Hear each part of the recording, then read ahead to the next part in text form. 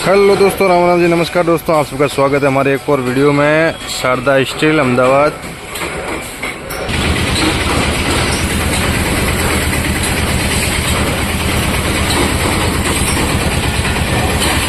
तो दोस्तों आज बारिश आई थी, बाल सब जॉब में था और पूरा भीग गया है।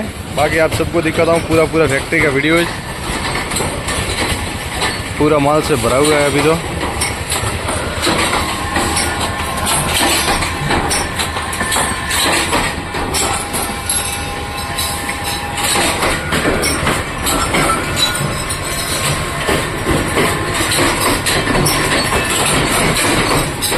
दोस्तों वीडियो अच्छा लगे लाइक कर देना, कमेंट करके बताना ज़रूर आप कहाँ से देख रहे हो।